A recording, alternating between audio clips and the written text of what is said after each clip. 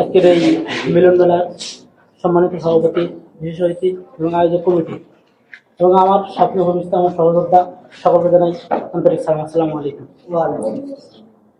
আমি মোহাম্মদ আব্দুর রহমান, বাসা ডুমুরিয়া। আমি উপকূল এন্টারটেনমেন্ট ভিডিওর পরিচালক হিসেবে কাজ করতেছি। আমার টিমে 4 জন সদস্য আছে।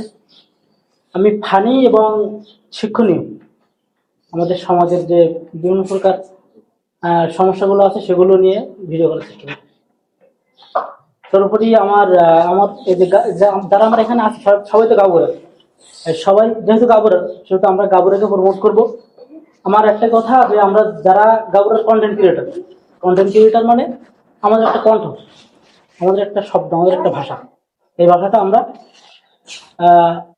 বাংলাদেশের কিছু হোক বাংলাদেশের বিভাগীয় পর্যায়ে পর্যন্ত পৌঁছে দেই। যেহেতু আমরা বাংলাদেশের সব থেকে বেশি ট্যাক্স দিই, সুন্দরবনের এলাকায় বাসা আমাদের, সুন্দরবন থেকে আমাদের সব থেকে বেশি ট্যাক্স দেয়, কিন্তু আমরা সব থেকে অবহেলিত। আমরা এই ভিডিওর মাধ্যমে আমাদের এই অবহেলা এটা আমরা বিশ্বের দরবারে তুলে ধরবো, যেন আমাদের সরকারিভাবে আমাদের এই অসুবিধাগুলো ঠিকঠাক করে।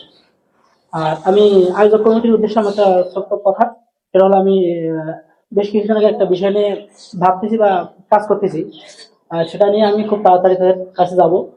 সেটা হলো বাংলাদেশের অর্থনীতিতে সম্ভাবনাময় সুন্দরবন আমাদের উপকূলীয় মানুষের জীবিকার প্রায় 70 থেকে 80% সুন্দরবন। এজন্য আমরা এই সুন্দরবনকে কিভাবে ব্যবহার করে আমাদের জীবনের মান উন্নয়ন করতে পারি, আমাদের অর্থনীতিকে কিভাবে শক্তিশালী করতে পারি। এছাড়া সুন্দরবনে আমাদের সাধারণ জেলাদের কোনো নিরাপত্তা নেই। প্রথমত সরকারি যারা চাকরি করে, সরকারি যারা আমাদের রক্ষক, তারাই সবচেয়ে বড় রক্ষক।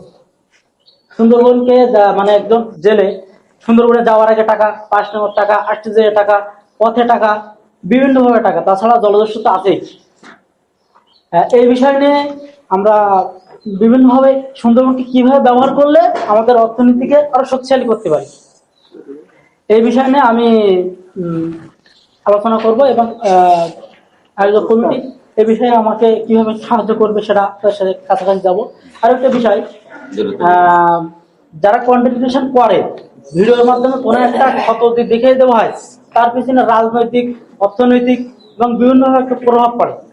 এই প্রভাবটা যদি একজন কন্টেন্ট ক্রিয়েটারের পিছন থেকে যদি সাপোর্ট দেওয়া হয়, তাহলে অবশ্যই এই গাউরার ক্ষত বা গাউরার যে অনিয়ম, দুর্নীতি, এগুলোকে আমরা ভিডিওর মাধ্যমে তুলে ধরবো। তুলে ধরার পরে বিভিন্ন প্রকার চাপ আসে, এই চাপগুলোর কারণে আমাদের ওই ভিডিওগুলো আবার ডিলিট করা লাগে। এই চাপগুলো কিভাবে সামাল দেওয়া যায়? কারণ যারা ভিডিও করে, যারা স্বাভাবিক, দেখো আমার জায়গা থেকে আমি তো কোনো রাজনৈতিক দল করি না, আমার ফ্যামিলি ব্যাকগ্রাউন্ড আহামরি কোনো ভালো নেই, বা আমার সেরকম অর্থবিত্তও নেই যে কেউ যদি আমাকে হুমকি দেয় তার প্রতিহত করে।